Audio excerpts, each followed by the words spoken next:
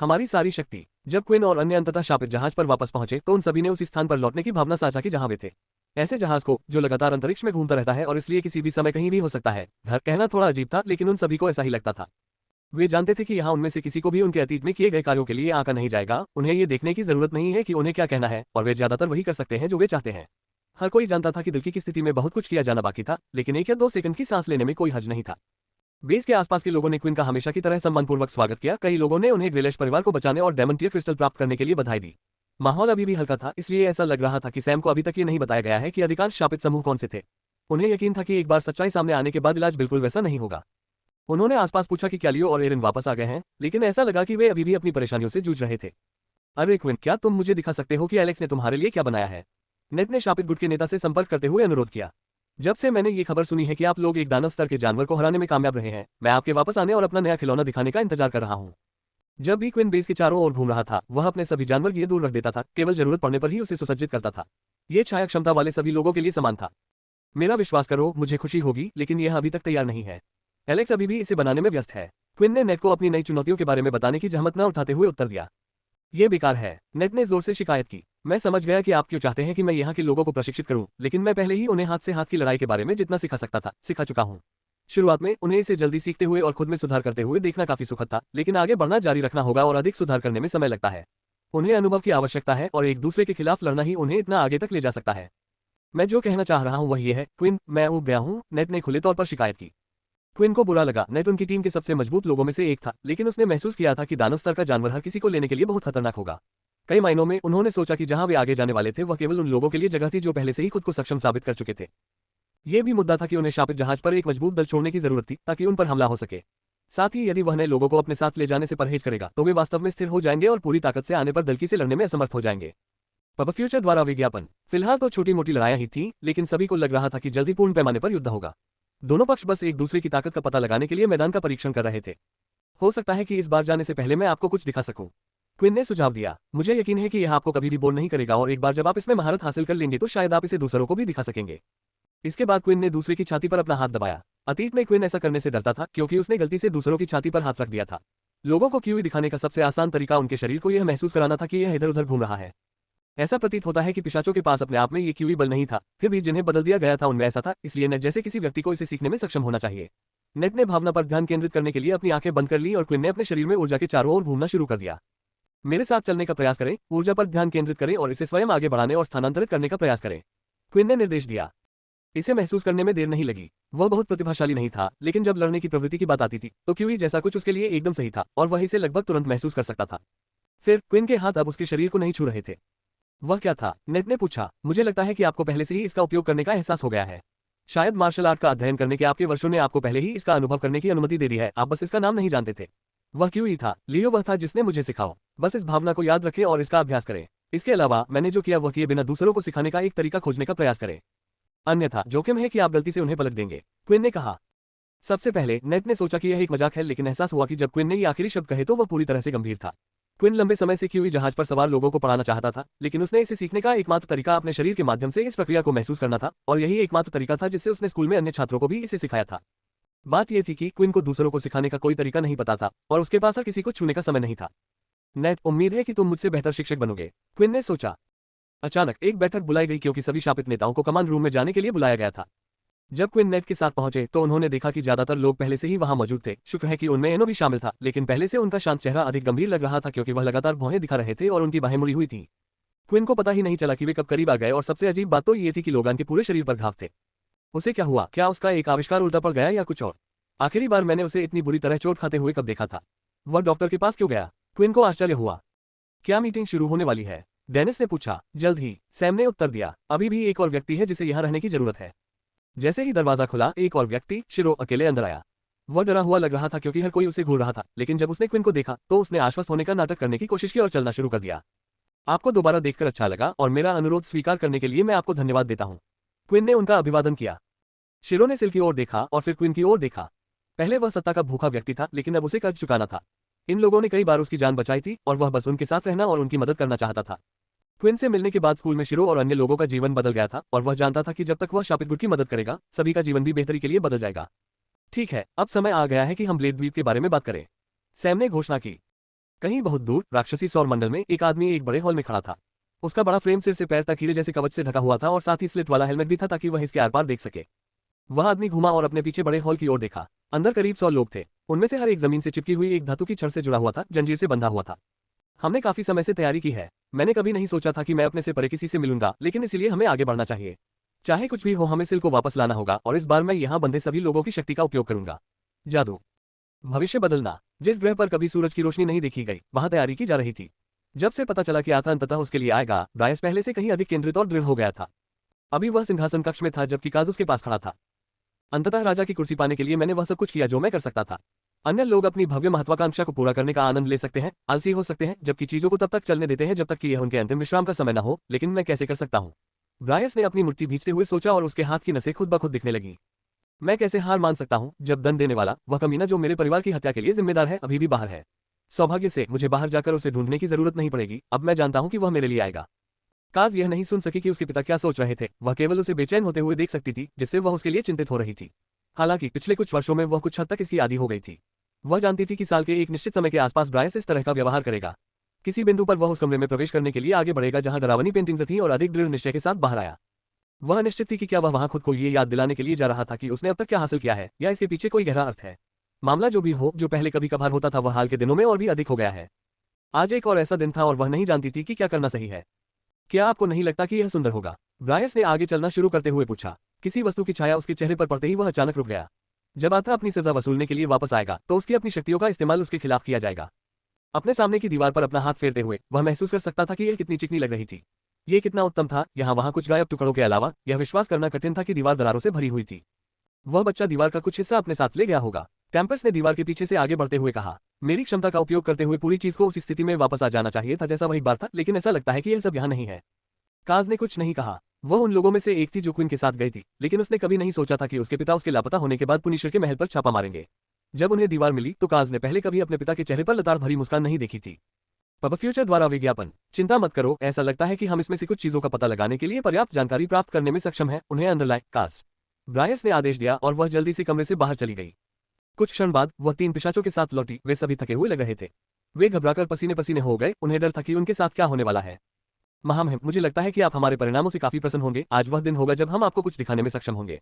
पिशाचों में से एक ने कहा और वह अपना सिर झुकाए फर्श पर पड़ा रहा। क्या आप आश्वस्त हैं कि यह एक अच्छी बात है, महामहिम?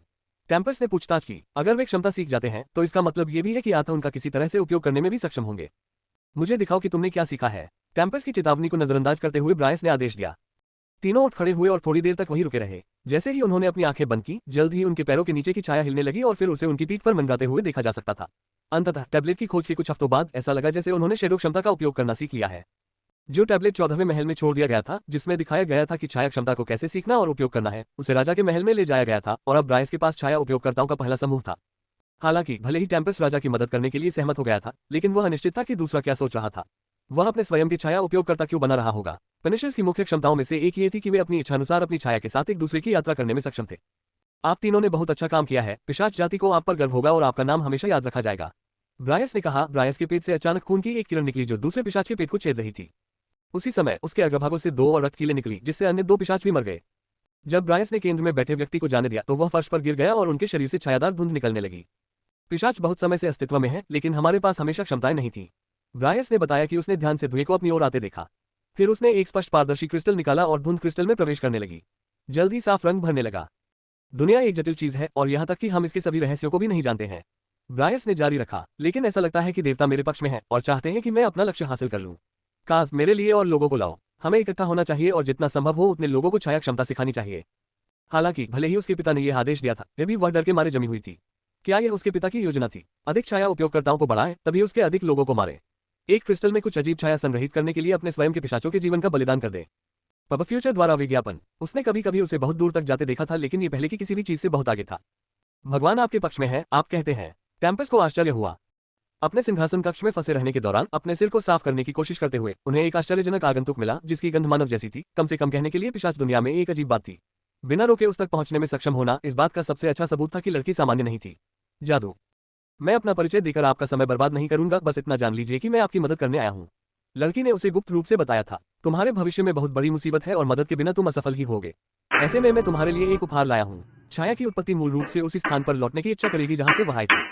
लड़की ने स्पष्ट क्रिस्टल को बाहर निकाला था और उसे जमीन पर रख दिया था। कुछ ही सेकंड में ब्राइस की नजर क्रिस्टल पर पड़ी। वह पहले ही गायब हो चुकी थी और वैम्पायर किंग के पास एक खाली क्रिस्टल और ढेर सारे अनुत्तरित प्रश्न रह गए थे। 1 या 2 दिन तक उसने इस रहस्यमय मुलाकात को नजरअंदाज करने की कोशिश की, लेकिन आखिरकार किसी समाधान की कमी, साथ ही जिज्ञासा उस पर हावी हो गई और उसने ये सत्यापित करने का निर्णय लिया कि क्रिस्टल कितना शक्तिशाली था। केवल छाया शक्तियों का उपयोग करने से ऐसी कोई प्रतिक्रिया नहीं हुई। क्रिस्टल हर समय ब्राइस पर था, लेकिन फिर एक ध्वनि, जैसे कि कुछ उसे बुला रहा था, उसने उसे बताया कि उसे क्या चाहिए। छाया उपयोगकर्ताओं और क्रिस्टल के साथ परीक्षण अभी खत्म नहीं हुआ था। बहुत दूर नहीं, जिस व्यक्ति के लिए ब्राइस तैयारी कर रहा था वह भी उसके बारे में सोच रहा था। वह रात के आकाश के सामने एक बड़ी इमारत के शीर्ष पर बैठा था, हालांकि उसके पीछे एक और आदमी था। हम यहाँ फिर से मिल रहे हैं। मुझे लगता है कि आपने अपनी तैयारी पूरी कर ली है और ऐसा लगता है कि आपने अपनी पसंद बना ली है। अब आपके जाने का समय हो गया है, एन्ना, उस आदमी ने उससे कहा। मैं अभी भी उसे नहीं ढूंढ सका, लेकिन वह निश्चित रूप से वहाँ है, लेकिन मैं तलाश जारी नहीं रख सकता। वास्तव में इससे बेहतर कोई समय नहीं है। लेकिन क्या आपको अपने बारे में चिंता नहीं करनी चाहिए? मुझे ऐसा लग रहा है कि चीजें बदल गई हैं, जैसा आपने सोचा था वैसा नहीं हुआ। मैंने तुमसे कहा था कि तुम्हें उनसे परेशानी होगी। तुम्हें उन्हें कम नहीं आंकना चाहिए था। आता ने चुटीली मुस्कान के साथ उत्तर दिया। मुझे इसे स्वीकार करने से नफरत है, लेकिन आप सही हैं। सुनिश्चित करें कि मैं अपनी गलती न दोहराऊं। मैं तुम्हें खोना पसंद नहीं करूंगा। कौन जानता है कि हमारे दूर रहने के बाद से वे कितने मजबूत हो गए हैं। उस व्यक्ति ने आता को सावधान किया। मजबूत नहीं, जिस तरह से मैं इसे देखता हूँ वे कमजोर हो गए हैं। ठीक है, शायद उनमें से सभी नहीं। खड़े होते ही आता ने खुद को सुधारा। एक बार जब सब कुछ खत्म हो जाए तो अपना वादा निभाना याद रखें।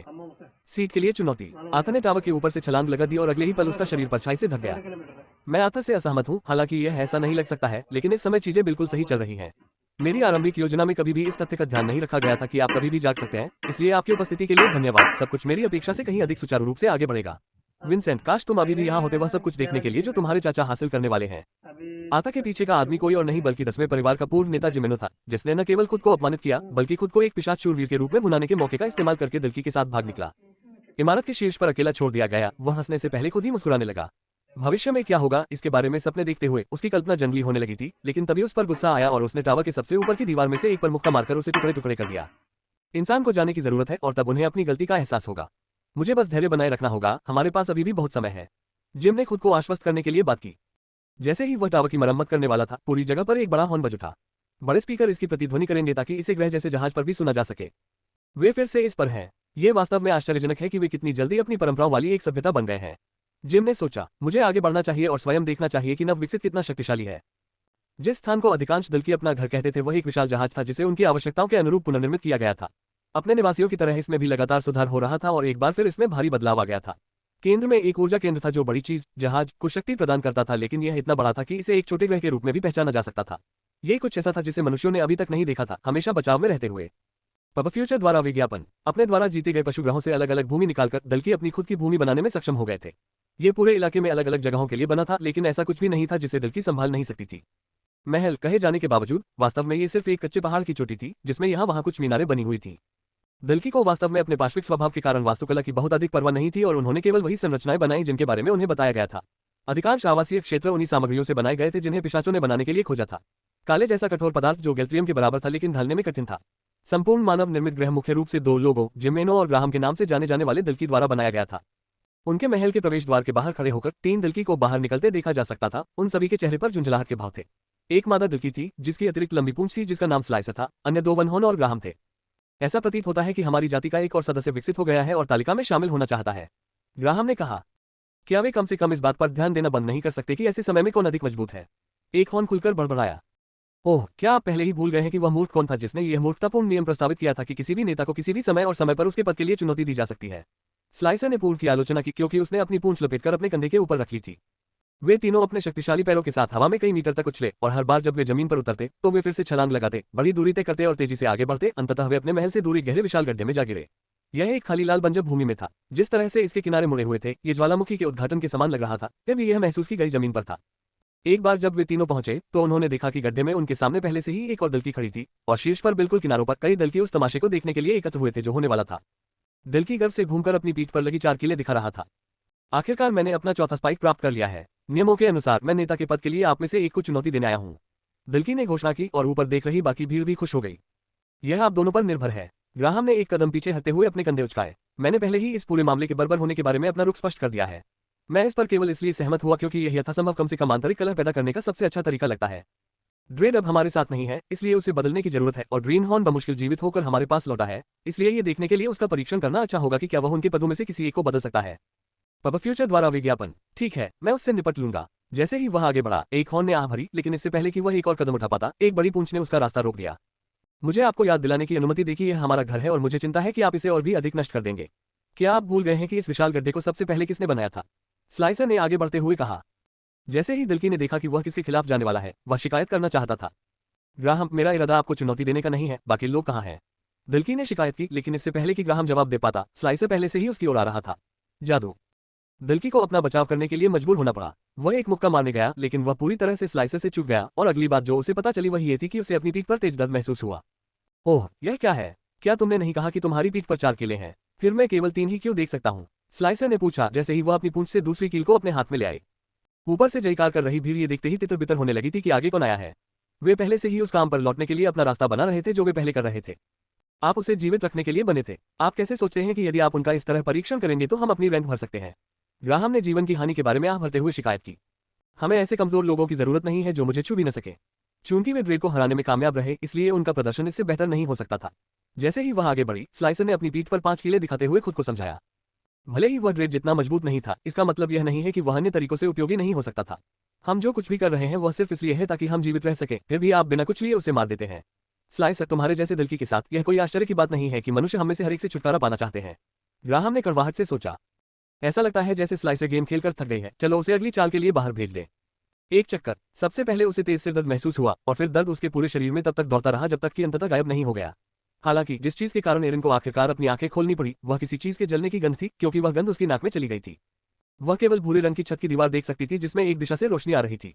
नहीं, छत उबड़ खाबड़ थी और जमीन सख्त थी। उसने उठने की कोशिश की, लेकिन जैसे ही वह आगे बढ़ी उसे अपने बगल में जंजीरों के खड़खड़ाने की आवाज सुनाई दी और उसे अपनी दोनों भुजाओं पर भारी वजन महसूस हुआ। अभी मेरी दोनों भुजाओं पर जंजीर है। एरिन को आश्चर्य हुआ जब उसने अपने बाएं और दाएं देखा और देखा कि वे उसके कंधों के ऊपर तक पहुंच गए थे। इससे पहले कि वह केवल उन्हें एक ही हाथ पर होने के बारे में याद कर पाती थी, और उसे ये भी यकीन नहीं था कि उन दोनों के चारों ओर लपेटने के लिए पर्याप्त जंजीरें कैसे थीं। आगे देखते हुए वह उस व्यक्ति को देखकर खुश हो गई जो हर बात का उत्तर दे सकेगा। लियो अपनी बनाई हुई आग के पास बैठा था और उस पर कुछ मछलियां भून रहा था। तभी उसने देखा कि वे दोनों एक गुफा में थे और दूर एक अच्छी झील दिखाई दे रही थी। लगता है आप अंततः जाग गए हैं। मुझे लगा कि आप भूखे होंगे क्योंकि आप कई दिनों से सो रहे हैं। लियो ने उसे सूचित किया। पीछे हटने की कोई जरूरत नहीं है, जैसा कि आप जानते हैं कि मैं वास्तव में इस प्रकार की चीज नहीं खाता हूँ। ओह, और यदि आप जंजीरों के बारे में सोच रहे हैं तो मैं हमेशा अपने साथ एक अतिरिक्त सामान रखता था, कहीं ऐसा न हो कि मामला यहाँ तक पहुँच जाए। लियो की बातें सुनकर वह अभी भी उलझन में थी कि वे यहाँ कैसे पहुंचे या वास्तव में यहाँ कहाँ थे। उसका सिर अभी भी दर्द कर रहा था, लेकिन धीरे धीरे उसके दिमाग में तस्वीरें उभरने लगीं। उसने 4 नुकीली दिल्की को देखा और खुद को भी चोट खाते हुए देखा। वह लगभग आखिरी चीज थी जिसे वह मुश्किल से याद कर सकी। उस समय वह नियंत्रण में नहीं थी, लेकिन उसने किसी तरह यादें बरकरार रखी थीं। उन्हें देखकर ऐसा लगा जैसे वह किसी हमशक्ल को अभिनय करते हुए देख रही हो, लेकिन वह जानती थी कि यह वही था। पापा फ्यूचर द्वारा विज्ञापन। मैंने तुम्हें चोट पहुंचाने की कोशिश की, एरिन ने कहा। उसकी आवाज थोड़ी लड़खड़ा रही थी। ये शब्द कहना उसके लिए दर्दनाक था। लियो ने हमेशा उसकी मदद करने की कोशिश की थी, फिर भी वह केवल उसके रास्ते में आई थी और वह केवल अपनी कमजोरी को ही दोष दे सकती थी। किसी की मृत्यु नहीं हुई है, और जैसा कि आप कह सकते हैं मैं हूं। आपको मेरे लिए आंसू बहाने की कोई आवश्यकता नहीं है। आपने मुझे चोट पहुंचाने की कोशिश की होगी, लेकिन अंततः आप असफल रहे। शायद इसका मतलब है कि मैंने आपको कड़ी मेहनत नहीं की पर्याप्त। लियो ने उसे चंचलतापूर्वक डांटा। एरिन का शरीर ठीक था, उसे इसे हिलाने डुलाने में कोई परेशानी नहीं हुई। दरअसल थोड़ी देर बाद उसे एहसास हुआ कि अब वह इसे पहले से भी बेहतर तरीके से चला सकती है। इतना ही नहीं, उसने और भी बहुत सी चीजें नोटिस की। उसके शरीर में ताकत बढ़ गई थी, लेकिन साथ ही खत्म भी हो रही थी। जब मैंने उन जंजीरों को हटा दिया तो क्या मुझे कोई सफलता मिली, या ऐसा मेरे दिल्की की चपेट में आने के बाद हुआ था? एरिन को आश्चर्य होने लगा। आखिरकार वह जिस निष्कर्ष पर पहुंची वह ये था कि उसके शरीर में न केवल सुधार हुआ था बल्कि वह स्वयं भी थोड़ी अलग थी। उसने उन पिशाचों के साथ पर्याप्त समय बिताया था जिन्हें उसने पहले प्रशिक्षित किया था, ये समझने के लिए कि उसका विकास हुआ था। अतीत में वह इस तरह की किसी चीज से खुश होती थी। आखिरकार यह मजबूत होने का सबसे तेज तरीका था, और उसे यकीन था कि यह विकास उसे कुछ ऐसे काम करने की अनुमति देगा जो वह पहले करने में असमर्थ रही होगी। लेकिन एक डर था, जैसे ही उसने इस बारे में सोचा दूसरे के शब्दों ने उस पर कब्जा कर लिया। वह लड़की, उसने कहा कि मैं अराजक हो जाऊंगी। एरिन ने अपने मन में दोहराया, अगर मैं इस शक्ति को नियंत्रित करना सीखे बिना मजबूत होता जा रहा हूं तो वही बात लियो के साथ हुई। अगर मैं दूसरों पर भी हमला कर दूं तो क्या होगा? क्या होगा अगर मेरे साथ लियो नहीं बल्कि नेट, सैम या यहाँ तक कि लैला भी होती? उसके ये विनाशकारी विचार उसके दिमाग में भर रहे थे, जिससे उसकी भूख इस हद तक खराब हो गई थी कि वह अपने लिए पकाई गई मछली भी नहीं खा पा रही थी। निस्संदेह इस पर लियो का बिल्कुल भी ध्यान नहीं गया। एरिन, आपके हस्तक्षेप के बिना हम शायद अब तक मर चुके होते। आपने मुझे, उस अजनबी और अनगिनत अन्य लोगों को बचाया। लड़ाई के पहले भाग के दौरान आप तेज, कुशल और शांत थे। उस समय आपका शरीर आपको मेरे पीछे जाने के लिए आगाह कर रहा होगा, लेकिन इसके बजाय आपने दिल्की पर ध्यान केंद्रित किया और शानदार प्रदर्शन किया। मेरा मानना है कि आप अपने अंदर की शक्तियों को नियंत्रित करने में सक्षम होंगे। तब आप इतने बदकिस्मत थे कि ऐसा नहीं कर सके। आप अपनी चोट से बेहोश हो जाते हैं, जिससे आपकी प्रवृत्ति हावी हो जाती है। लियो ने समझाया, जिस व्यक्ति ने मुझ पर हमला किया वह असली एरिन नहीं था। लियो जो करने की कोशिश कर रहा था उसने उसकी सराहना की, लेकिन किसी कारण से इसे उसे और भी अधिक दोषी महसूस हुआ। क्या होगा अगर यह बदतर हो जाए? हम जानते हैं कि यदि कोई पिशाच बहुत अधिक रक्त पीता है तो वे उन राक्षसी रक्तपात करने वालों में से एक बन सकते हैं। शायद मैं भी वही हूँ। जब ये पर्याप्त नहीं होता है तो क्या होता है? एरिन ने खड़े होते ही लियो से सवाल किया। आश्चर्य की बात यह है कि उसे जंजीरें भी अपने ऊपर से गिरती हुई महसूस हुई। आप क्या कर रहे हो? एरिन को विश्वास नहीं हो रहा था कि लियो उन्हें इस तरह रिहा कर देगा। क्या आप इसे महसूस कर सकते हैं? अपने डर से लड़ने का एकमात्र तरीका इसका डटकर सामना करना है। आप इसे अपने ऊपर हावी नहीं होने दे सकते। क्या आपको लगता है कि मैं आपसे डरता हूँ? चिंता करने के लिए आप अभी बहुत छोटे हैं मेरे बारे में। लियो वापस चिल्लाया और जल्द ही एरिन ने अपना ब्लेड उसकी ओर घुमाया और पीली ऊर्जा का एक बड़ा छींटा बाहर आया। जिस गुफा में वे थे उससे बाहर निकलते हुए लियो ने अपनी शक्ति से स्लैश मारा, इसे हवा में विक्षेपित कर दिया और इसे ऐसा बना दिया कि यह किसी भी चीज से नहीं टकराया। एरिन हाँफ रही थी और धीरे धीरे बाहर चली गई। अपनी क्षमता से वो उस संघर्ष को देख सकता था जिसका वह सामना कर रही थी। यह अजीब ऊर्जा जो लगातार उस पर हमला करना चाहती थी, जबकि अंदर की लड़की इसे दबाने की कोशिश कर रही थी। जादू। यह अजीब है। यह अन्य पिशाचों की तरह खून की लालसा नहीं है, और जब मैंने उसे पिशाच का खून देने का प्रयास किया तो इससे उस पर कोई असर नहीं हुआ। क्या यह मारने की हवस है? लियो संभावना से चिंतित है। ऐसा लगता है कि कार्रवाई का सबसे अच्छा तरीका उसे धीरे धीरे खुद को इस भावना के साथ समायोजित करने की अनुमति देना है, ताकि वह सीख सके कि आग्रह को कैसे नियंत्रित किया जाए। जिस तरह वह वर्तमान में है उसे शापित जहाज पर वापस लाना बहुत खतरनाक है। जब तक वह संतुष्ट न हो जाए मैं उसे पर्याप्त पिशाचों को मारने की अनुमति दिए बिना उसे नियंत्रित करने में कैसे मदद कर सकता हूँ, लियो ने सोचा। इंतजार करते समय उसने उससे दूरी बनाए रखी और फिर जब ऊर्जा बहुत अधिक होने लगी और उसकी चेतना फिसलने लगी तो वह तुरंत अंदर गया और सीधे उसके पास से भागा, जंजीर उठाई और दोनों के चारों ओर लपेट दी। उसकी बाहें फिर से। जल्द ही उसके भीतर की शक्ति फिर से कम होने लगी और लियो एक थकी हुई एरिन बनकर रह गई। तुमने अच्छा किया, आराम करो और मैं तय करूंगा कि क्या करना है।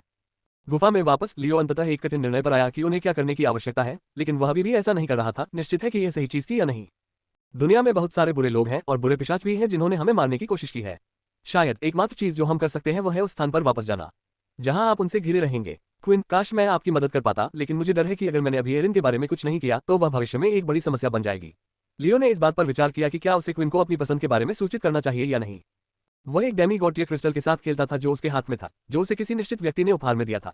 ऐसा लग रहा था कि इसे किसी समय खिसकाकर उसे दे दिया गया था। मास्टर जी, आपसे मिलने की मेरी तैयारियों को रोकना होगा, पहले कुछ तैयारियां तो ठीक कर ले। अंदर एक मजबूत क्यूई शापित जहाज के कमांड सेंटर में शापित गुट के सभी नेता मौजूद थे। सैम ने अभी कहा था कि वह इस बारे में बात करेगा कि शापित समूह आगे क्या करेगा, ब्लेड द्वीप की उनकी यात्रा। मैं शुरू से ही सब कुछ समझाने जा रहा हूं ताकि हर किसी को स्पष्ट हो कि हम जो कर रहे हैं वह क्यों कर रहे हैं और इसलिए हम सभी एक ही तरंग दैर्ध्य पर हैं। सैम ने कहा, आखिरकार शापित गुट के नेताओं के रूप में हम सभी के लिए ये जानना महत्वपूर्ण है कि क्या हो रहा है। बस हमें एक दूसरे का समर्थन करने की आवश्यकता है और इसलिए हम में से कोई भी ऐसा महसूस नहीं करता है कि अन्य लोग अपने क्षेत्रों में सुस्त हैं। साथ ही हमारे पास एक नया मेहमान भी है जिसे हर चीज के बारे में जानकारी देने की जरूरत है। सैम ने शिरो की ओर देखते हुए मुस्कुराते हुए समझाया। उसे कुछ छोटी छोटी बातें बताई गई थी, लेकिन केवल संदेशों के माध्यम से जो कुछ भी हो रहा था उसे समझना उसके लिए कठिन था। ब्लेड द्वीप का स्वामित्व ब्लेड परिवार के पास है। जो लोग नहीं जानते उनके लिए ब्लेड परिवार एक मजबूत परिवार है जो वर्षों से पर्दे के पीछे से बिग फोर परिवारों को नियंत्रित कर रहा है। उनमें से प्रत्येक के पास दूसरे की नकल करने की क्षमता है, योग्यताएं, और यदि आपने अब तक अनुमान नहीं लगाया है तो सिल भी उस परिवार का एक सदस्य है। दूसरों के लिए ये जानना काफी चौंकाने वाला था कि वास्तव में एक परिवार था जो बिग फोर से भी अधिक मजबूत था। वे इसे इतने लंबे समय तक गुप्त रखने में कैसे कामयाब रहे। हालांकि अब कुछ बातें उन्हें समझ में भी आने लगी थी। जब लोगों को सिल की शक्ति के बारे में पता चला और उसका अंतिम नाम पता चला तो उन्होंने कैसा व्यवहार किया। जैसा कि आपने शायद अनुमान लगाया होगा कि जब से सिल हमारे साथ है उनकी आपस में विशेष रूप से नहीं बनती है और ब्लेड सबसे अच्छे लोग नहीं हैं। उन्होंने अपनी ताकत का दुरुपयोग किया है और किसी भी कारण से उन्होंने पहले मदद भी नहीं की दल की युद्ध। देखने योग्य मुख्य व्यक्ति ब्लेड परिवार के नेता हिल्टन ब्लेड हैं। शुक्र है हमने ब्रॉस से सीखा है कि वे अब द्वीप पर नहीं है। इसका मतलब है कि हमें अपने दो उद्देश्यों को मूल रूप से आसानी से पूरा करने में सक्षम होना चाहिए। योजना बनाए। सैम ने शिरो की ओर इशारा करते हुए उसे खड़े होने का इशारा किया। उसने तुरंत गोली मार दी, घबरा गया क्योंकि सभी की निगाहें उसी पर थीं। आमतौर पर जब कोई एक बड़े गुट में शामिल होता है तो वह साधारण कार्य करता है और अपने तरीके से आगे बढ़ता है, लेकिन शिरो के पहले मिशन के लिए उसे व्यवहारिक रूप से एक बहुत ही महत्वपूर्ण मिशन की तरह लगा दिया गया था। हमारे कार्य का पहला भाग विशाल पत्थर की गोली की ओर जाना है जहां इनु ये देखेगा कि क्या गोली में वह क्षमता है जिसकी हम तलाश कर रहे हैं और इसे सहमति के अनुसार शिरो को सौंप देगा। थोड़ा विराम था क्योंकि सैम इनु द्वारा शिकायत दर्ज कराने की प्रतीक्षा कर रहा था, फिर भी बूढ़े व्यक्ति ने ऐसा कुछ नहीं किया। आखिरकार यह उन विकल्पों में से एक था जिसे इन्होंने स्वयं प्रस्तुत किया था। इसके साथ कार्य का दूसरा भाग भी है और वह है दानव स्तर के जानवर को वश में करने और उसे स्थानांतरित करने के लिए सिल और उसकी क्षमता का उपयोग करना। उन शब्दों को सुनकर शिरो ने अपना सिर इधर उधर घुमाया और सैम की ओर देखा। उसका पूरा शरीर कांप रहा था। पब फ्यूचर द्वारा विज्ञापन। दीदी, क्या तुमने अभी कहा एक दानव स्तर का जानवर कहो? शिरो हकलाने लगा और उसे लगा जैसे वह गिरने वाला है। वह ऐसा व्यक्ति था जिसके पास ऐसी कोई क्षमता नहीं थी और वह मुश्किल से मध्यवर्ती जानवरों से लड़ सकता था और अब उसे एक दानव स्तर के जानवर का सामना करना था। मुझे ये जोड़ना होगा कि दानव स्तर के जानवर को हटाना आसान काम नहीं होगा। ब्रॉ ने हस्तक्षेप किया। अगर सिल की क्षमता पर्याप्त है तो शायद हमें कुछ भी करने की जरूरत नहीं होगी। हालांकि अगर यह अस्वीकार करता है या लड़ने की इच्छा रखता है तो हमारे पास सिल की काम करने की क्षमता को कमजोर करने के अलावा कोई अन्य विकल्प नहीं होगा।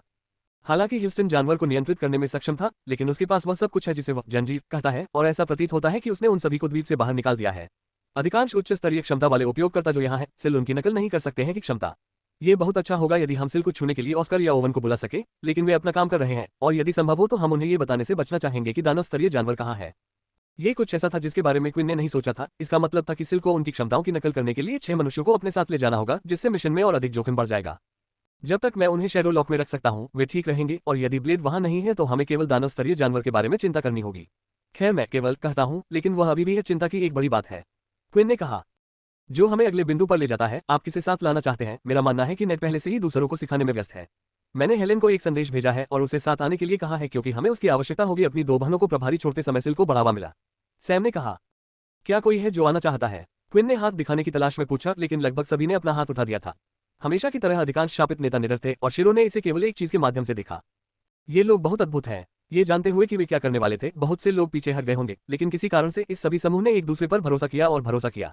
शिरो यही तलाश रहा था, और उसे पहले ये पता भी नहीं था। अतीत में उसे केवल सत्ता की परवाह थी, लेकिन सबसे पहले उसे उस सत्ता की आवश्यकता क्यों थी? ब्रो, एनो, सिल और शिरो को पहले ही दिया जा चुका था, क्योंकि उन्हें आना ही था। जब क्विन ने कमरे के चारों ओर देखा तो वह ये सोचने की कोशिश कर रहा था कि इस कार्य के लिए कौन उपयुक्त होगा। पिछली बार वह अपने साथ जो समूह लाया था उससे बहुत मदद मिली थी। जो नाम मैं कहूंगा वे हमारे साथ आएंगे, क्विन ने निर्णय लेने के बाद कहा। रिचर्ड, ब्रो, सिल, शिरो, फैक्स, लोगान और बोडेन। हेलेन भी हमारे साथ जुड़ेंगी। क्विन ने इसे अपनी अंतिम पसंद बताया। पीटर, मैं जानता हूं कि तुम मजबूत हो, लेकिन इसलिए मैं चाहता हूं कि तुम पीछे रहो और ब्लेड के बच्चों की देखभाल करना जारी रखो। मुझे चिंता है कि जब हम नहीं जानते कि ब्लेड के सदस्य कहां हैं तो वे बाहर आ सकते हैं और हम पर हमला कर सकते हैं किसी भी बिंदु और समय, क्विन ने समझाया। बेशक पीटर ये सुनकर खुश नहीं था कि उसे साथ आने की अनुमति नहीं थी, लेकिन वह क्विन के आदेशों के खिलाफ बिल्कुल भी नहीं जा सकता था। दानव स्तर के जानवर का सामना करते समय बड़ी सेना कभी भी एक अच्छा विचार नहीं था, कम से कम इस प्रकार के दानव स्तर के जानवर के साथ तो बिल्कुल भी नहीं। क्विन को चिंता थी कि जो स्थिति ओवन के साथ हुई थी वैसी ही स्थिति शापित गुट के साथ भी हो सकती है। सैम सही था, तुरंत उनके पक्ष में जाने की क्षमता के बावजूद अब ऐसी स्थितियां उत्पन्न होने लगी थी जहां उसे एक ही समय में 2 स्थानों पर रहना पड़ता था, और यह संभव था। उसे अपने आसपास के लोगों पर निर्भर रहना पड़ता था। कृपया याद रखें कि हमें एक और इंतजार करना होगा, आखिरकार इनो बोला। वह अभी तक नहीं आई है, लेकिन मैं आपको आश्वासन देता हूं कि वह अपने रास्ते पर है। क्या आप भी और उम्मीदवारों के आने का इंतजार नहीं कर रहे हैं? क्विन इसके बारे में लगभग भूल गया था, लेकिन सिल की क्षमता का उपयोग करने के लिए उन्हें मोना की आवश्यकता होगी। मोना के आने के बाद वह एक आखिरी व्यक्ति है जिसे हमें सिल के लिए ढूंढना है। मैंने लोगन को चुना क्योंकि वह एक उच्च स्तरीय क्षमता वाला उपयोग करता है। मैं चीजों के लड़ाई पक्ष के लिए उसका अधिक उपयोग करने की योजना नहीं बनाता। हेलेन के साथ भी ये 3 क्षमताएं हैं जिनकी सिल नकल कर सकता है। सैम सिल की नकल करने की उच्च स्तरीय क्षमता वाले 3 और सदस्यों को खोजने की कोशिश करेगा। इस बीच हम मोना और हेलेन के आने का इंतजार करेंगे। इसके साथ ही बैठक खत्म हो गई है। क्विन ने घोषणा की और हर कोई अपने अलग रास्ते पर जाने के लिए तैयार था। हालांकि जैसे ही क्विन बैठक कक्ष से बाहर निकलने वाला था, उसने महसूस किया कि किसी ने उसका हाथ जोर से पकड़ लिया और उसे दूर खींच लिया। आप क्या कर रहे हैं? आपने मुझे क्यों नहीं चुना? लैला ने उससे सीधे पूछा। उसकी आवाज में गुस्सा स्पष्ट था। तुम्हारे लिए तब से मुझसे दूर रहना एक बात है, लेकिन अब तुम मुझे इतने महत्वपूर्ण मिशन के लिए भी नहीं मानते हो। तभी क्विन ने देखा कि एक दूसरे को छूने से उन्हें पहले जैसा सिरदर्द नहीं हुआ। शायद यह उन भावनाओं से जुड़ा था जो उसने उस समय महसूस की थी। इससे उसे आंतरिक रूप से आश्चर्य हुआ कि लैला के लिए उसकी भावनाएं क्या थी, यदि वे लगातार खत्म नहीं हो रही थी, या हो सकता है कि इस समय उसके दिमाग में बहुत कुछ हो। लैला, यह एक दानव स्तर का जानवर है और ब्लेड द्वीप है। आप पिछली बार वहां नहीं थे, लेकिन मैं लगभग मारा गया था। हम सभी लगभग मर गए थे। क्विन ने स्थिति की गंभीरता पर बल दिया। लेकिन मुझे अपने साथ दूसरे दानव वर्ग का शिकार करने के लिए ले जाना ठीक था। आप अभी कोई मतलब नहीं निकाल रहे हैं। वे मुझसे बचने के लिए इतने आमादा क्यों हैं? लैला ने उस पर उत्तर के लिए दबाव डाला। इस समय वह क्रोध से भर उठी। उसने इतनी मेहनत नहीं की थी इतनी दूर तक आने के लिए, बस किनारे कर दिए जाने और भूल जाने के लिए। अपने हाथ को अपने ऊपर महसूस करते हुए क्विन ने देखा कि उसकी पकड़ अविश्वसनीय रूप से मजबूत थी, सामान्य से अधिक मजबूत। लैला के पिशाच उपवर को उसे अत्यधिक ताकत नहीं देनी चाहिए, तब तक नहीं जब तक कि वह अपने दूसरे रूप में विकसित न हो जाए। तो इस समय उसे क्या शक्ति मिल रही थी? क्या तुम्हें बुरा लगेगा अगर मैं तुम्हें देखूं? क्विन ने पूछा और लैला शर्माने लगी। वह जाने देना चाहती थी, लेकिन क्विन ने उसका हाथ कसकर पकड़ लिया और अपनी आंखें बंद कर ली। यह उसके शरीर में क्या है? उसके पास इतनी मजबूत क्यूई कैसे है? यह तो मेरे से भी बड़ा लगता है। जादू। लैला के अनुसार उसने कभी भी उसे क्यूई का उपयोग करना नहीं सीखा था। वह इसे पहली बार में सिखाने की श्रेणी में कभी नहीं पहुंची थी। केवल एक ही स्पष्टीकरण था कि उसके पास इतनी बड़ी क्यूई क्षमता कैसे हो सकती है। मुझे पता था कि उसकी मां ने लैला को उसकी क्यूई दे दी थी, लेकिन मुझे यकीन था कि उसके ठीक होने और समय बीतने के बाद ये खत्म हो जाएगी, लेकिन यह अभी भी उतनी ही मजबूत है। यदि लैला ने वास्तव में क्यूई का उपयोग करना सीख लिया तो वह अपनी मां जितनी मजबूत हो सकती है, शायद अपनी पिशाच शक्तियों के कारण और भी मजबूत हो सकती है। क्विन ने मुस्कुराते हुए अपनी बात समाप्त की। ठीक है लैला, मैं तुम्हें हमारे साथ चलने की अनुमति दूंगा, लेकिन केवल तभी जब तुम हमारे जाने के समय से पहले कुछ सीख लो। क्विन ने पेशकश की। 2 सिर टकराते हैं। क्विन क्यूई में निपुण नहीं था, न ही वह उन सभी चीजों को समझता था जो इससे हो सकती थी। वह इस बात से भी अनभिज्ञ था कि लैला की मां लूसी उस समय लैला को ठीक करने के लिए अपनी जान कैसे दे पाई थी। उसे यकीन था कि लैला पर सभी प्रभाव केवल अस्थायी होंगे। हालांकि चूंकि इतने समय के बाद भी वह गायब नहीं हुआ था, इसलिए यह मान लेना सुरक्षित होगा कि वह लैला के साथ ही रहेगा। इसके अतिरिक्त चूंकि उसने लियो के साथ जो कुछ भी किया था उसके अलावा उसने कभी भी अपनी स्वयं की क्यूई को प्रशिक्षित नहीं किया था, इसलिए उसमें सुधार की गुंजाइश होनी चाहिए। क्विन ने जो सुना था उसके आधार पर लियो ने कहा था कि वह धीमी गति से सीखती है। यहाँ तक कि अपने सभी ज्ञान का उपयोग करने के बाद भी किसी भी प्रकार के परिणाम दिखाने में उसे आधा साल लग गया होगा। यही कारण है कि क्विन ने उसके असफल होने के लिए एक परीक्षण स्थापित किया था। अभी उसकी जांच करने पर ऐसा लग रहा था कि क्यूई पोत किसी भी क्षण फटने के लिए तैयार था। इस नए ज्ञान के साथ और यह जानते हुए कि अगर लैला को पीछे छोड़ दिया गया तो वह कितनी निराश होगी, क्विन ने उसे ब्लेड द्वीप पर उनके साथ जाने की अनुमति देने के लिए यह शर्त रखी। उसे नेट को ढूंढना था और उसके साथ क्यूई का उपयोग करना सीखना था, यह देखने के लिए कि शायद कोई दूसरा शिक्षक बेहतर प्रदर्शन करेगा या नहीं। यदि जाने के समय से पहले वह सीख सकती है कि क्यूई का उपयोग उस हद तक कैसे किया जाए जहां यह उपयोगी होगा और उसके हमलों को एक निश्चित स्तर तक मजबूत करेगा, तो उसे द्वीप पर खुद की देखभाल करने में सक्षम होना चाहिए। मैंने तुम्हें इतना क्रूर व्यक्ति नहीं समझा। क्विन द्वारा लैला को एक नया लक्ष्य प्रस्तुत करने के बाद विंसेंट ने टिप्पणी की। उसने तुरंत इसे स्वीकार कर लिया था और इससे पहले कि वह कुछ कह पाता वह नेट के पास चली गई। ये कैसे क्रूर है, अगर मैं नहीं चाहता कि उसे चोट पहुंचे। मैं शायद अनिश्चित हो सकता हूं कि वास्तव में मैं उसके लिए क्या महसूस करता हूं, लेकिन एक बात बिल्कुल स्पष्ट है, मैं उसे खोना नहीं चाहता। क्विन ने अपने कार्यों का बचाव किया। मुझे पता है कि कुछ लोगों को सीखने में क्यूई को लंबा समय लग सकता है, लेकिन अभी भी मौका है और उसने पहले भी कोशिश की है। उसके अंदर उसकी मां की शक्ति के साथ ये हमारी टीम में एक और शापित राक्षस को भी शामिल कर सकता है। हमें बस ये देखना होगा कि वह कैसा प्रदर्शन करती है। अकेले रह जाने पर क्विन ने आगे बढ़ने और सिल की तलाश करने का फैसला किया। वह सोच रहा था कि वह इस समय किस मानसिक स्थिति में है। दानव स्तरीय शिकार अभियान के दौरान वह ज्यादातर ठीक लग रहा था, लेकिन उनके जल्द ही अपने जन्म स्थान पर लौटने के साथ उसके लिए घबराहट होना या सभी प्रकार की भावनाओं को महसूस करना सामान्य होगा। क्विन शापित जहाज पर स्कूल क्षेत्र की ओर चला गया, जो ब्लेड द्वीप के अन्य बच्चों के साथ मिलने के कारण सिल के लिए अक्सर आराम करने का स्थान था। इससे पहले कि वह कोने में घूमता, क्विन ने बातचीत सुन ली। मैं बस इतना कहना चाहता हूँ। धन्यवाद शिरो, सिल ने कहा। वह क्षमता मुझे अपने दोस्तों को वापस लाने में मदद करेगी। कृपया तुम्हें ऐसा नहीं बनना है सिल, शिरो ने उत्तर दिया। ऐसा घबराया हुआ लग रहा था जैसे वह नहीं जानता कि कैसे प्रतिक्रिया देनी है। मैं किसी भी तरह से मदद करने में प्रसन्न हूँ। आप जानते हैं कि जैसे ही उन्होंने कहा कि यह आपकी मदद करने के लिए है, मैं दिल की धड़कन में सहमत हो गया। आपने मुझे तब बचा लिया था। अगर मैं बहुत दूर चला जाता, मुझे नहीं पता कि मेरे साथ क्या होता, लेकिन आपके शब्द, आपने जो कुछ भी कहा और जो कुछ भी आपने किया, उसने मुझे वह बना दिया है जो मैं अब हूँ। तो नहीं, चाहे कुछ भी हो, मैं आपके दोस्तों को वापस लाने में आपकी मदद करने के लिए हर संभव प्रयास करूंगा। बाद में शायद मैं भी उनसे दोस्ती कर सकता हूँ। पब फ्यूचर द्वारा विज्ञापन। ये सुनकर क्विन को थोड़ी शांति मिली। सिल हमेशा की तरह शांत दिखे और उन्होंने सबसे पहले शिरो को धन्यवाद भी दिया। कुछ ऐसा जिसकी क्विन ने सिल जैसे बच्चे से कभी उम्मीद नहीं की थी। ऐसा लग रहा था कि यह जानकर कि वोडेन और रेटन वापस आ रहे थे, उसे खुशी होगी, हालांकि यह केवल पहला कदम था। भले ही शिरो को क्षमता मिल गई, फिर भी उन्हें उन दोनों के लिए निकायों की आवश्यकता थी, और क्विन उन तथाकथित क्लोनों का उपयोग नहीं करना चाहते थे जो इनो बनाएंगे। ये संपूर्ण समाधान के लिए एक अस्थायी सुधार होगा, यदि कुछ भी हो। उन्हें शिरो की क्षमता सीखने की जरूरत थी ताकि वे इनो पर कम भरोसा कर सके, लेकिन उस पर पूरी तरह भरोसा न करना असंभव था। इसकी आवाज से शिरो और सिल जहाज का दौरा करने वाले थे और क्विन की चिंताएं सुलझने के बाद वह अपना काम करने के लिए जा सकता था। जैसे ही वह जहाज के चारों ओर घूम रहा था, उसने घोषणा सुनी कि स्पेसशिप के लिए डॉकिंग बे खुल रहा है। कोई आया। ये जानकर उसने सोचा कि यह उसके लिए सबसे अच्छा होगा कि वह भी वहां जाए और उनसे वहां मिले, और रास्ते में उसकी मुलाकात ब्रॉ और एनो से हुई। क्विन, मुझे कहना होगा कि अब तक चीजें आपके लिए बहुत अच्छी तरह से चल रही हैं, लेकिन ऐसा इसलिए है क्योंकि ऐसा लगता है कि जिम और डल्की आपसे पूरी तरह से अनजान है। इन्होंने कहा और वे चलते रहे। फिलहाल शापित गुट सिर्फ एक और समूह है जिसके बारे में जिम को चिंता करनी है, लेकिन एक बार जब उसे आपकी पहचान की सच्चाई और हम सभी के प्रति आपकी प्रतिक्रिया का पता चल जाएगा, तो मुझे यकीन है कि आप किसी से भी बड़ा लक्ष्य बन जाएंगे। अन्यथा मुझे बस आशा है कि आप इसके लिए तैयार हैं। हालांकि क्विन को इसका उल्लेख करने की आवश्यकता महसूस नहीं हुई। वह पहले से ही किसी भी क्षण डल्की या जिम के उसके पीछे आने की तैयारी कर रहा था, खासकर इसलिए क्योंकि ऐसा लग रहा था कि संभावना है कि वे ब्लेड द्वीप के बारे में पहले से ही जानते हों। जब वे डॉकिंग बे पर पहुंचे तो क्विन देख सकता था कि मेहमान पहले ही अपने जहाज से बाहर निकल चुके थे, और जैसे ही वे आगे बढ़े उसे तुरंत इसकी गंध आ गई। 4 पिशाच केंद्र में एक मादा की रक्षा कर रहे थे जो काले कपड़ों में उतरी थी और उसके सिर के ऊपर एक बड़ी नुकीली टोपी। यह मोना थी। तो आखिरकार रिचर्ड के लिए पिशाच काम कर रहे हैं, लेकिन उसके अधीन कितने लोग हैं? क्विन को आश्चर्य हुआ। क्या आप भूल गए हैं कि मैंने आपको बताया था कि मेरी आंखें और कान अलग अलग जगहों पर हैं? आपने यह नहीं सोचा था कि मेरा सारा काम सिर्फ मेरे और ब्रॉ द्वारा किया जाता था? हालांकि चिंता न करें, उनमें से लगभग सभी हैं परिवर्तन की क्षमता के साथ, बस मेरे ही क्लोन। उन्हें इच्छानुसार अपना स्वरूप बदलने की अनुमति देना। यह डरावना होगा अगर मैं इस पूरे समय सिर्फ खुद को ही देखता रहूं। क्विन ने इसके पीछे के तर्क को समझा, लेकिन अगर रिचर्ड के लिए काम करने वाले लगभग सभी पिशाच क्लोन थे, तो ब्रॉ कौन था?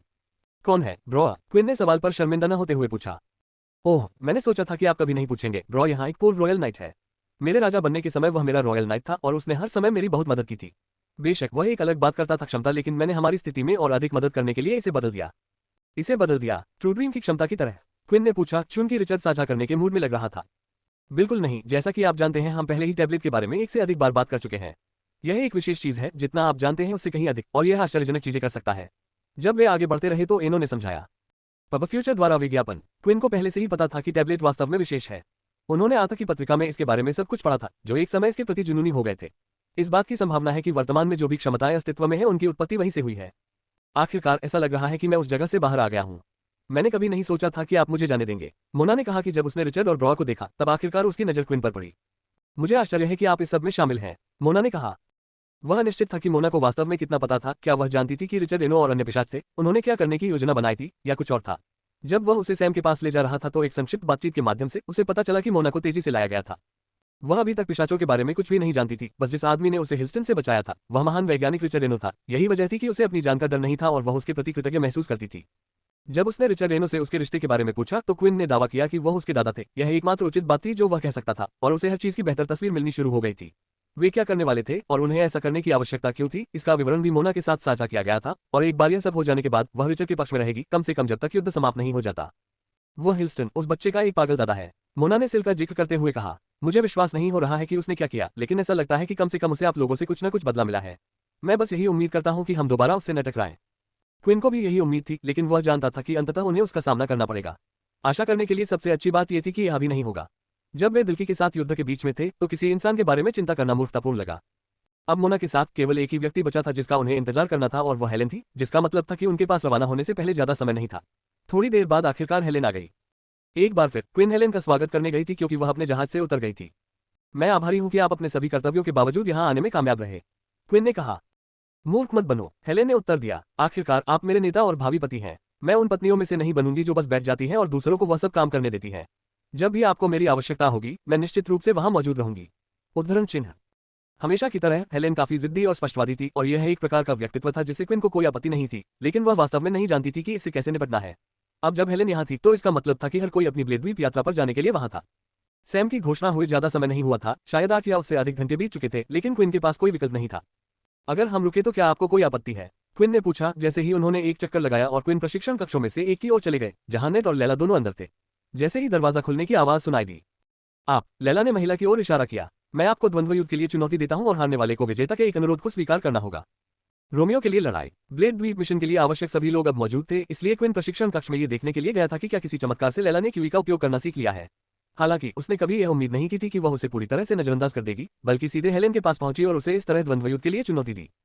लैला पहले कभी भी इतनी टकरावपूर्ण नहीं रही है, वह आमतौर पर काफी शांत और शांत लड़की है। बस उसे क्या मिला है, क्विन को आश्चर्य हुआ। क्विन के चेहरे पर हैरान भाव को देखते हुए नेट उस ओर चला गया जहां क्विन थी और उसे अदृश्य चिंगारी से थोड़ा दूर खींच लिया जिसे हर कोई दो लड़कियों के बीच महसूस कर सकता था। हर कोई जो कुछ देर पहले प्रशिक्षण ले रहा था लैला की जोरदार चुनौती सुनकर रुक गया। ऐसा लग रहा है कि आपको पता ही नहीं है कि आपने अभी क्या किया है, क्या ऐसा है? नेट ने शांत स्वर में क्विन से पूछा। आपका क्या मतलब है? क्विन ने जवाब में फुसफुसाया। ईमानदारी से क्विन, तुम इतनी सघन कैसे हो सकती हो? ये देखने के लिए किसी प्रतिभा की आवश्यकता नहीं है कि लैला के मन में स्पष्ट रूप से तुम्हारे लिए लंबे समय से भावनाएं हैं, लेकिन जब हेलेन ने घोषणा की कि वह तुम्हारे साथ बाहर जाना चाहती है तो हम सब वहां थे। तो आपको क्या लगता है लैला हेलेन के प्रति क्या महसूस करती है?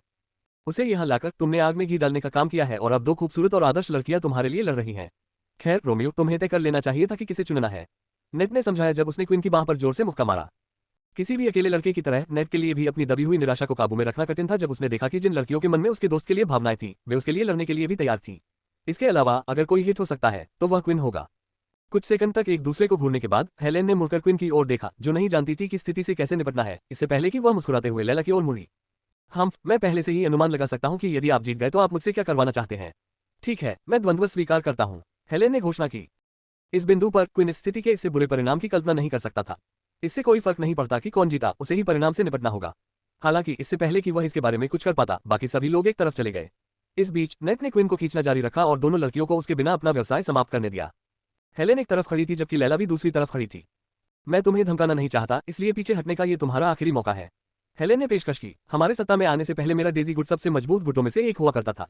वह अपनी बातों में आश्वस्त थी। मैं लंबे समय से शापित गुट के साथ रहा हूं, वही समूह जिसने आपके डेजी गुट पर कब्जा कर लिया था और उसे हराया था। लैला अपने धनुष की जांच करते हुए पीछे हट गई। आराम से रहो देवियों, यहाँ हम सभी दोस्त हैं। ऐसा लगता है कि आपको अपने मतभेदों को सुलझाने के लिए थोड़े से रेफरी की आवश्यकता हो सकती है। चूंकि मैं आप दोनों लड़कियों को चोट पहुंचाते हुए नहीं देख सकता, इसलिए इसकी जिम्मेदारी मुझे ही होगी। नेट ने आगे बढ़ते हुए निर्णय लिया और अपनी दोनों भुजाएं ऊपर उठा दी। जादू शुरू करने से पहले यहाँ कुछ बुनियादी नियम दिए गए हैं। दूसरे के सिर या हृदय क्षेत्र पर कोई प्रहार नहीं। मैच तब समाप्त होता है जब आप में से कोई एक आत्मसमर्पण कर देता है या मैं घोषणा करता हूं कि वे अब इसे जारी नहीं रख सकते, नेट ने कहा। पब फ्यूचर द्वारा विज्ञापन मान गया। दोनों ने सिर हिलाया। शुरू करना, नेट ने दोनों हाथ नीचे झुकाते हुए चिल्लाया और तेजी से वापस वहां गया जहां क्वीन और अन्य लोग दीवार के सामने थे। तो आपको क्या लगता है कि कौन जीतने वाला है, नेट ने पूछा जब लैला ने अपने धनुष में 5 तीर डाले और उन्हें मारने के लिए दबाव डाल रही थी, जबकि हेलेन ने जमीन पर कई बीज फेंके जो तुरंत घातक पौधों में उगाए जो स्पाइक्स को निकाल देंगे। या शायद मुझे पूछना चाहिए कि आप किसे जीतना पसंद करेंगे? नेट ने चुटीली मुस्कान के साथ पूछा। उसने इस तथ्य को छिपाने की भी कोशिश नहीं की कि वह स्थिति के हर एक हिस्से का आनंद ले रहा था। उसे लगा कि क्वीन इसका हकदार है, प्लेबॉय होने के नाते उसे इसका एहसास भी नहीं था। अगर मुझे ईमानदारी से जवाब देना होता तो मुझे लैला के जीतने का कोई रास्ता नहीं दिखता। यहाँ तक कि जब हम हेलेन के खिलाफ लड़े थे तो पीटर को भी संघर्ष करना पड़ा था। क्वीन ने नेट की चिड़ाहट को अपने ऊपर हावी न होने देते हुए उत्तर दिया। ओह सचमुच, ठीक है, मुझे लगता है कि आप तब आश्चर्यचकित हो सकते हैं। नेट ने दीवार के एक हिस्से की ओर देखते हुए कहा। क्वीन ने अपनी निगाहों का पीछा किया और दीवार पर कई दरारें देखीं, जिनमें छोटे छोटे छेद भी थे। लैला की टेलीकिनेसिस क्षमता कभी भी इतनी मजबूत नहीं थी कि ऐसा कुछ हासिल कर सके। उसके पास किसी भी तरह का सर्वश्रेष्ठ जानवर उपकरण भी नहीं है। क्या वास्तव में ऐसा हो सकता है कि वह इतने कम समय में क्यूई का उपयोग करना सीखने में कामयाब रही? उन्होंने संक्षेप में याद किया कि लियो ने एक बार लैला को क्यूई की मूल बातें सिखाने की कोशिश की थी, लेकिन उनके अनुसार इसके लिए लैला की योग्यता स्पष्ट रूप से भयानक थी।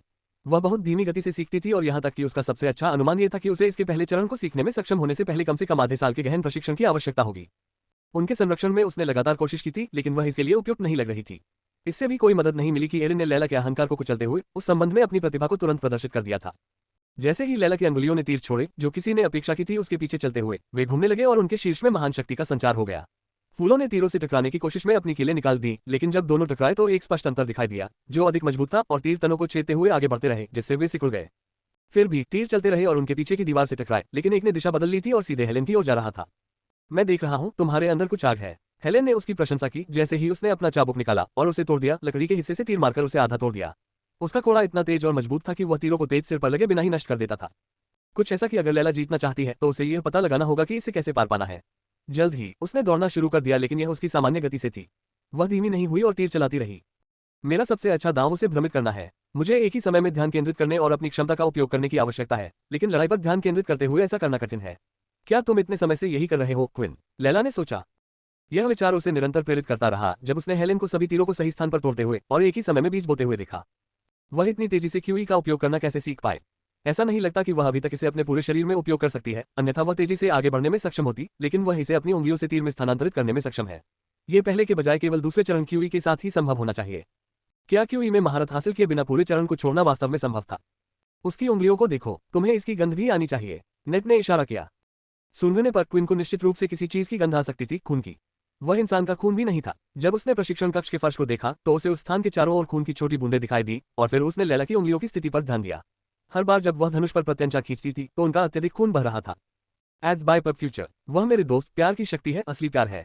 किसी के लिए इतनी दूर तक जाने के लिए उसे कभी नहीं रुकना चाहिए। ऐसा लगता है कि वह जानती है कि उसके पास इस क्षेत्र में कोई प्रतिभा नहीं है, लेकिन एक बात है कि वह निश्चित रूप से कमी नहीं है। दृढ़ संकल्प। यहाँ आने के बाद से उसने उस डोर को खींचना और उन तीरों को चलाना बंद नहीं किया है। वह मुझसे बार बार संकेत मांगती रहती थी। मुझे समझ नहीं आया कि वह इतनी हताश क्यों थी, लेकिन अब मुझे लगता है कि मैं समझ गई हूँ। किसी बेवकूफ ने बिना सोचे समझे उससे कुछ कहा होगा और अब उसे खुद को साबित करना होगा। जैसे जैसे लड़ाई जारी रही, नेट ने टिप्पणी की। तीर अभी भी बहुत तेज गति से चल रहे थे और वे हमेशा की तरह तेजी से निकल रहे थे, लेकिन उसकी उंगलियों पर दर्द बढ़ रहा था और उसकी सटीकता पर असर पड़ने लगा था। यह अलग हो सकता था यदि लैला ने लड़ाई से पहले ब्रेक लिया होता, लेकिन लगभग आधे दिन के प्रशिक्षण के बाद उसकी एकाग्रता कम हो रही थी। अन्य क्षमताओं के विपरीत टेलीकिनेसिस क्षमता ऐसी थी जिसमें भारी मात्रा में एकाग्रता की आवश्यकता होती थी, विशेष रूप से उतने तीरों को घुमाने के लिए जितनी वह कर रही थी। ऐसा मत सोचो कि मैं केवल स्थिर रह सकता हूँ, हेलेन चिल्लाई जैसे ही वह आगे बढ़ी, तीरों के पीछे भागी और सामने वाले को अपने चाबुक से मारा। वे कुछ ही सेकंड में नष्ट हो गए, लेकिन पीछे से और भी लोग आ रहे थे। जानवर के गियर के साथ हेलेन की गति लैला की तुलना में अधिक थी और उसने अपना चाबुक फेंकते हुए दूसरे के पैर को उलझा दिया और शरीर को आगे की ओर खींचने के लिए खींच लिया। मैं जीत गया, छोटी बच्ची, हेलेन ने लैला के सामने खड़े होकर कहा। हालांकि लैला का काम अभी पूरा नहीं हुआ था। पीछे से तीर अभी भी हेलेन की ओर आ रहे थे। जैसे जैसे वे करीब आए, लताओं की एक दीवार खड़ी हो गई। हालांकि तीर रुके नहीं थे, उनकी गति धीमी हो गई थी। हेलेन ने पहले ही लैला को अपने दूसरे हाथ से गर्दन से पकड़ लिया था, उसे उठाया और तीरों को रोकने के लिए अपने शरीर का उपयोग किया। ऐसा प्रतीत होता है कि लैला अभी भी तीरों को नियंत्रित करना चाहती थी, इसलिए हेलेन ने उसके गले पर थोड़ा दबाव डाला, जिससे दूसरे ने उसके कमजोर प्रतिरोध को रोक दिया। लैला की आंखों में देखकर क्वीन समझ सकता था कि वह अपने आप में कितनी निराश थी, लेकिन उसे इस हद तक बेहतर होते देखकर उसे बहुत गर्व हुआ। लैला, तुम्हें दुखी नहीं होना चाहिए कि तुम हार गई। आप क्यूई का उचित उपयोग किए बिना इस हद तक लड़ने में कामयाब रहे, और आपने अपनी किसी भी पिशाच शक्ति का उपयोग नहीं किया या अपने अन्य रूप नहीं अपनाए। हालांकि हेलेन ने भी अपनी आत्मा की क्षमता का उपयोग नहीं किया था। यदि आप दोनों वास्तव में प्रशिक्षण के थोड़े और समय के साथ पूरी ताकत लगा देते तो ये कहना मुश्किल है कि वह लड़ाई कौन जीतता। मैं तुमसे जो करवाना चाहता हूं उसके बारे में फिर कभी सोचूंगा, हेलेन ने चलते हुए कहा। लैला को निराशा महसूस हुई। आखिरकार उसे ऐसा महसूस हुआ जैसे उसने अपनी शक्तियों के साथ सफलता हासिल कर ली है, लेकिन नतीजा खुद ही सब कुछ बता गया। मेरे आसपास हर कोई बहुत तेजी से सुधार कर रहा है, लेकिन मैं।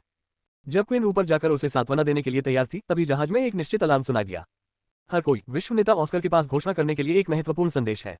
कृपया आप जो भी कर रहे हैं उसे रोकें और ध्यान से सुने। विश्व नेता के पास घोषणा करने के लिए एक महत्वपूर्ण और जरूरी संदेश है। शापित जहाज के हर कमरे में बड़ी होलोग्राम स्क्रीन दिखाई दी और ऑस्कर सीने से ऊपर चेहरे पर गंभीर भाव के साथ मौजूद था। मुझे उम्मीद है कि हर कोई ठीक है। आप सभी दिल की हमले के बारे में चिंतित होंगे, लेकिन फिलहाल मैं आप सभी के साथ एक महत्वपूर्ण संदेश और चेतावनी साझा करने आया हूँ। ग्रेलिश परिवार के साथ हाल ही में जो हुआ है, उसकी खबर पहले ही फैल जानी चाहिए थी। हमने हर किसी को इस बात से अवगत कराने का निर्णय लिया है कि वास्तव में क्या चल रहा है।